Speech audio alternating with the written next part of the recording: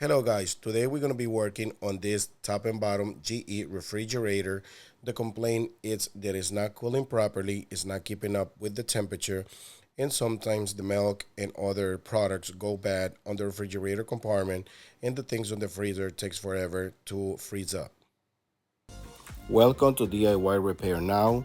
Read all the warnings, and during this video you will see one or more of these icons to help you do this repair safe. The first thing we're gonna do is disconnect the refrigerator to avoid electric shock. And now we're gonna go ahead and remove the back panel to get access to the compressor and the fan. Now you can see the fan is not spinning and it's still plugged in for now. And this coils was very filthy and the compressor was extremely hot. I'm gonna put some pictures here that way you guys can see how the coils was. I already have cleaned it up a little bit, but when I first came and checked the first time, they were like you see in the pictures. Now we're gonna go ahead and disconnect the refrigerator, and we're gonna go ahead and start removing the fan. This is the first time I work in this model, and I have no idea how this fan comes out.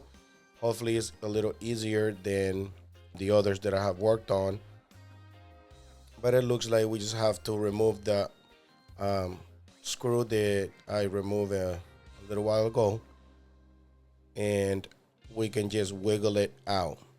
It has some male to female connections in the bottom, and that's what holds the fan on the bottom, which I find that very good because sometimes it brings screws that are not accessible. Okay, here we have the back cover and the harness that provides power to the fan, the condenser fan motor.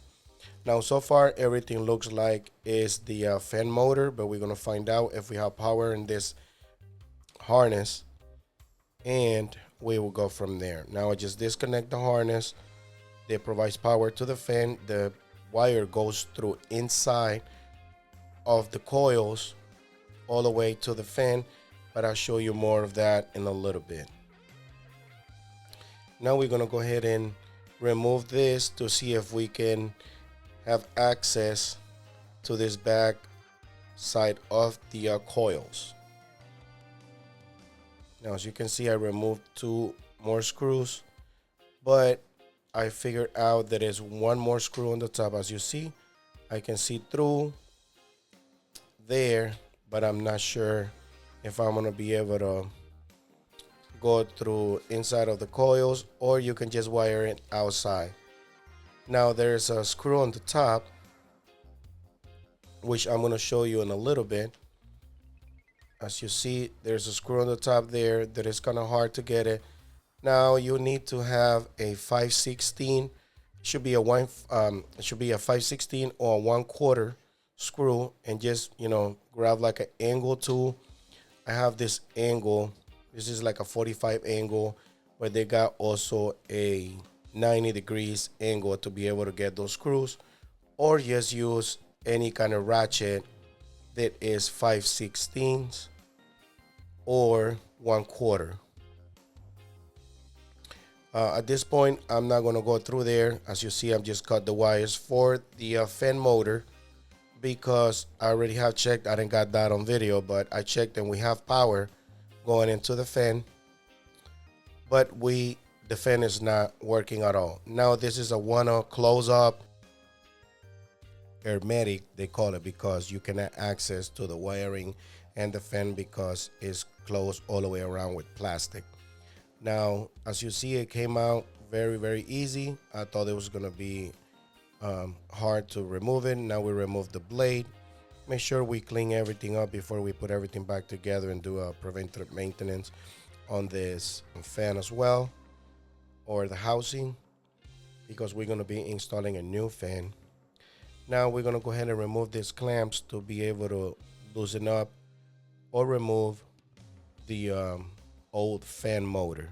As you see, is a female to male connection, and once you release those tabs, the back part just fell off. Now we remove the fan from the housing, and here is the new part. You can find this part in the description of this video, And this is how we're gonna put the new fan motor. And now, as you can see, I couldn't get to the OEM part. I couldn't find the original part, so I'm gonna go ahead and use an aftermarket. Now we're gonna have to do some modifications here, and on the link on this video I'm gonna go ahead and put the part number for these two fans if you decided to do it with a OEM, which that's what I recommend, or you can do it with an aftermarket. Now, like I said, we're gonna have to do some modifications here because the tip of this new fan that I'm putting, which is universal aftermarket, is a little thicker than the old one. You can see the fan side by side, and you're gonna be able to use the blade. You're gonna have to do some modifications. So as you see, the good thing is that this is a high voltage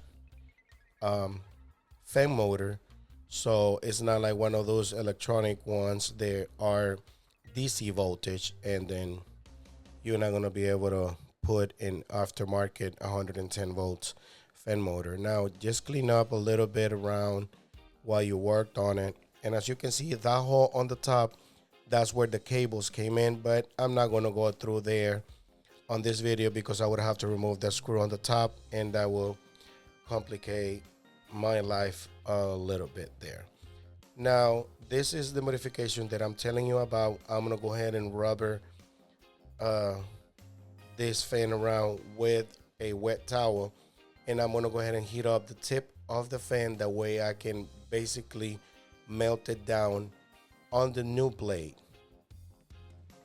Once you get that tip very hot, just put the fan where it goes, and you put the blade on top. See, because the other tip of the fan was very thin and this one is thicker.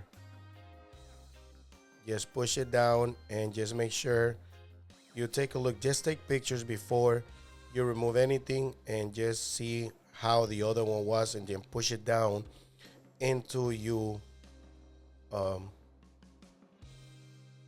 sit it in place.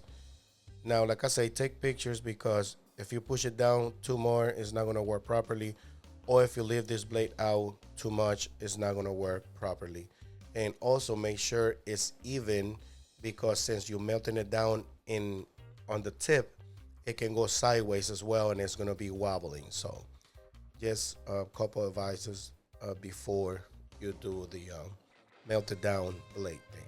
Now once you sit it in place, just put this other part of the housing, which it just sits in place. I wanna apologize for my voice. Been sick for a couple of days now, you know, with this weather, so just trying to do the best I can. And as you can see, I sit it in place, but it didn't sit right, so I'm just, you know, loosening it up again and correcting, make sure it goes exactly where it needs to be to secure the back side of the fan.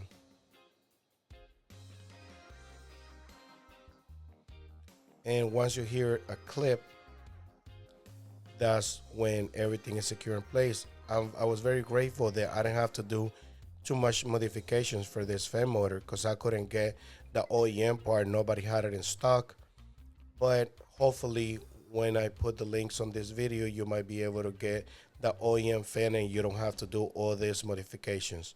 However, like I said, I didn't have to do too much because it was basically the same size and everything sits in place. You might don't run on the same lug, so my suggestion would be get the OEM. That way is, you know, put it in place and do the connections right. Now, since I didn't use this back area, I'm just gonna put the screws that I have removed earlier. However, if you want to remove the screw on the top and want to do the wiring through the condenser coils, you can do that as well.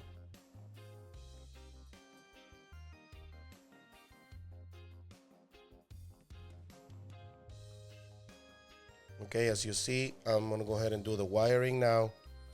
And in this part, I made a couple mistakes, but I'm gonna leave them here in the video because I don't want you guys to think that this always gonna be easy, you might run in some complications. And if I run in some complications, I don't want you guys to make the same mistake.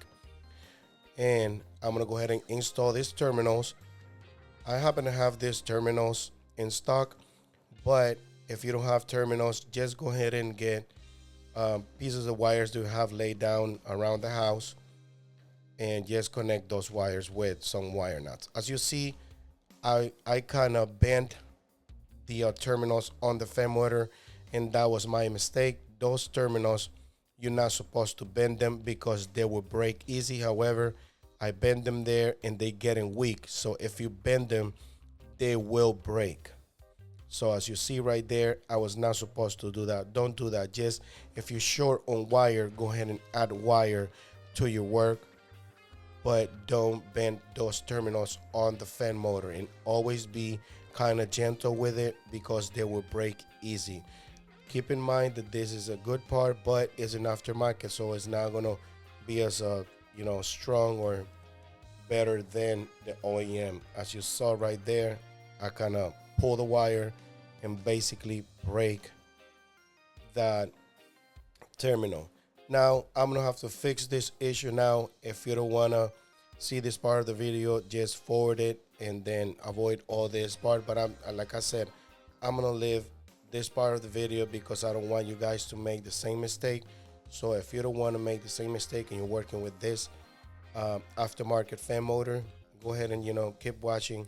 What I do next is improvise and try to secure this wire nut. Thank God the terminal break, but the wire was still attached to the terminal.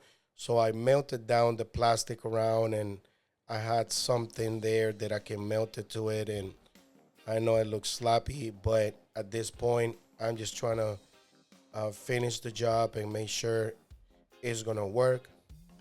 As long as the cable that goes attached to the terminal on the fan motor is not broken, it should work. You just have to secure those wires correctly.